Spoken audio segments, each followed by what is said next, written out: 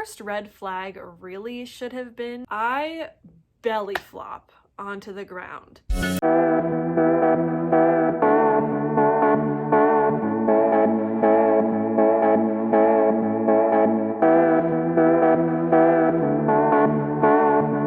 Hey friends, welcome back to my channel. My name is Jordan. I have been riding basically my entire life. I have 2 horses, Monkey and Appaloosa, and Ty, a thoroughbred, and I'm just here to share my stories with you. So today the story that we're going to be talking about is the story of the very first lesson barn where I ever rode.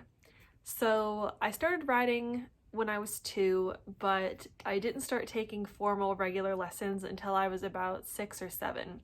So my mom had an acquaintance, and this acquaintance had a daughter who was an adult who had horses.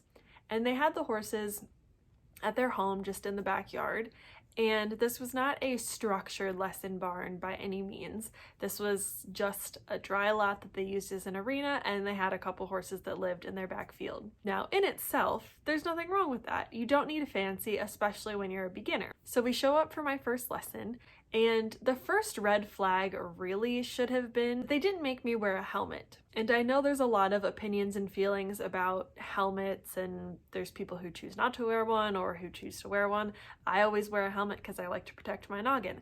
However, I think that all barns should require helmets, especially for under 18. And I think a lot of times insurance is going to make you require it. So regardless, granted this was like 20 years ago, so maybe helmet safety wasn't as big back then, but here nor there. Red flag number 1. Now, I should also preface this by saying my parents were not horse people. They knew nothing about horses. They just found a way for me to ride. So I can't blame them for not knowing any better.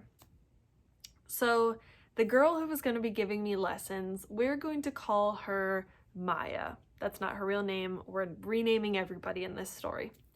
And I show up to my first lesson with Maya, and I am super excited because up until this point, I've only gotten to do like short pony rides, or if we knew somebody that had a horse, or, you know, like stuff like that. There was not a formal structured lesson.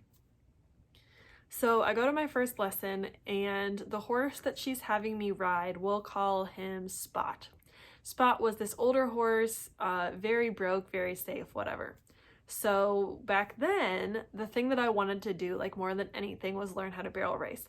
I know how cliche that is, because I think like half of the horse girls that you talk to when they're younger want to be barrel racers. I don't know what it is, but anyways, I was also one of them. So I start learning how to ride on Spot, learning the barrel pattern, stuff like that. And it's my, I think, second lesson. And we're getting towards the end of the lesson, and I'm on Spot, and Maya walks over to the corner of the dry lot that is being used as an arena. And that's where our moms are standing and talking. And she turns around and looks at me and goes, "Okay, I want you to stand up in the saddle, like on top of the horse." And so fearless little me, who doesn't know that this is a bad idea, I'm just like, okay, sounds good. So I pop myself up there, and I'm standing in the saddle on top of this horse. And Maya goes to turn around and walk away. Why you would walk away when you have a 6-year-old standing on top of your horse is beyond me, but I digress.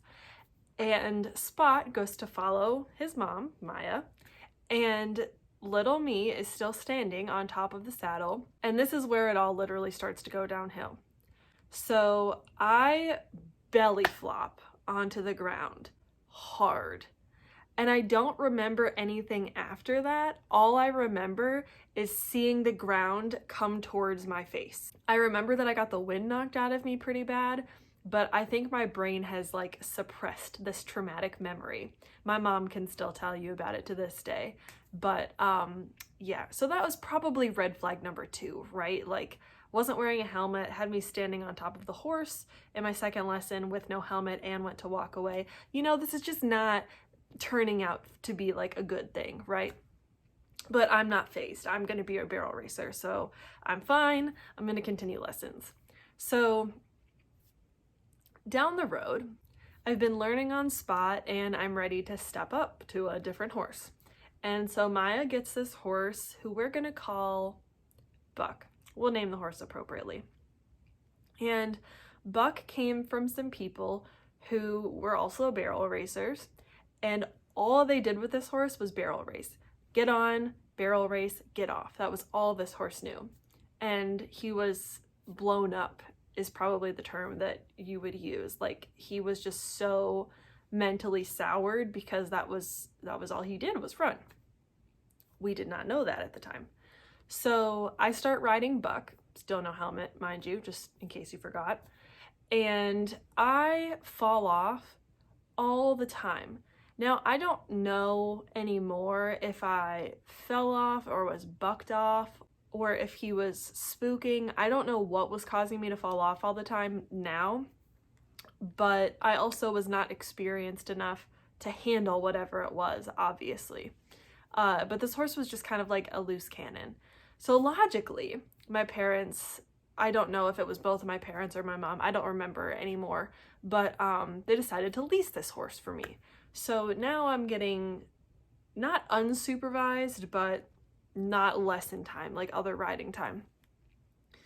So I remember going to the barn and getting the horse, getting Buck out and tying him up and trying to pick his hooves.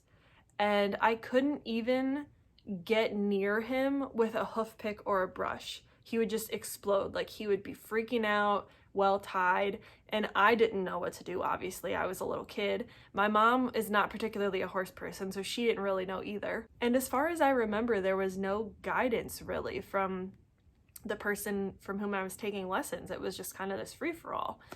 And the last riding event that I remember on Buck, so the way that the barn and the arena was set up was there was this dry lot that was off the back of the barn. So the barn made up one side of the dry lot that they use as an arena. So it was like the barn wall and then 3 sides of a fence. And I was riding Buck and we come around, and I don't know if I was trotting or what I was doing, but he spooked or bucked or something. And I ended up dangling off the side of the horse. So here's little me hanging off the side of the saddle, no helmet, in case I haven't mentioned that enough times already. And Buck is running down the fence line, and I'm watching the barn come closer and closer to my face. And it was like time slowed down because I remember watching the barn come to my face, and this dry lot wasn't very big. It's not like we were booking it for half a mile and, towards the barn. It was pretty small. And I knew he was either going to dead stop at the fence and I was going to get sent flying into the fence, or he was going to have to turn and run me headfirst into the barn. So I bailed, but at the time I had never been taught how to fall correctly, so I just kind of let go and hoped for the best. I didn't know to cover my head or anything. Luckily, I didn't get trampled, I don't think, but I remember that I was hurting pretty good for a few days. But yeah, it was just like, I don't know if they wanted me dead. I don't know if that was the universe trying to get me to not ride horses. I don't know what it was, but it was just, I'm grateful that I had that experience, and I'm grateful that my parents were, getting me involved in horses because that was what I wanted.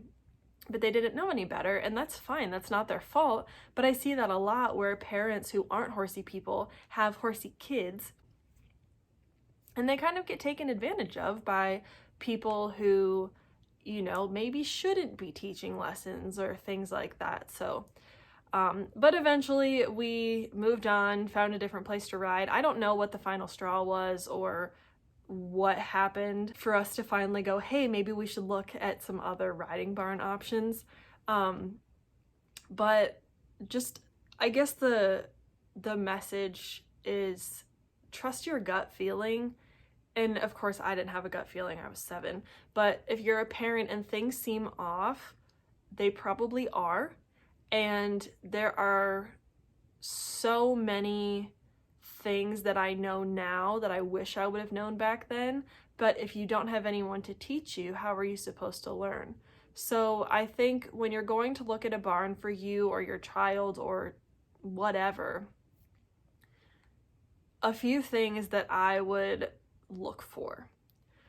I would look for professionalism, and this doesn't mean fancy. This doesn't mean that there's a gated entrance and, butlers to clean your horse for you. That's not what I mean. I just mean overall professionalism. Like, does this seem like something that the person is invested in and really cares about? Or is this someone in their backyard who's trying to make some extra money and probably doesn't have your safety at heart or as first priority?